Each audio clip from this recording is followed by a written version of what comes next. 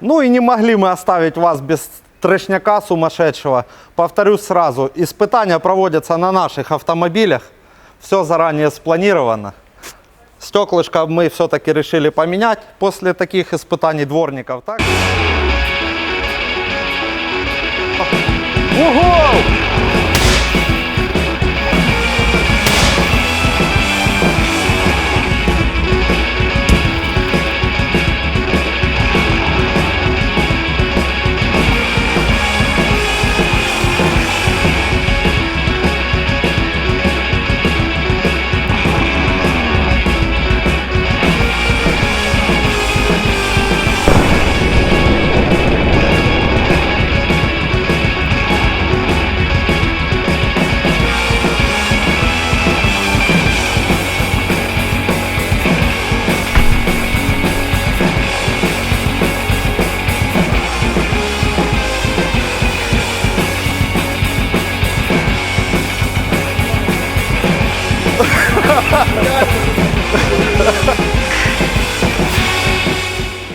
Я вам хочу сказать, это, блядь, действительно ебанистически крепкое стекло. Посмотрите, половина стекла осталась почти целая, одна трещина разбежалась.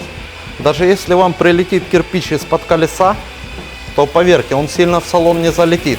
Молоток летел с хорошей скоростью. Так что оказалось, что стекла очень-очень крепкие. С вами Дарница 1. Всех ждем, всех любим.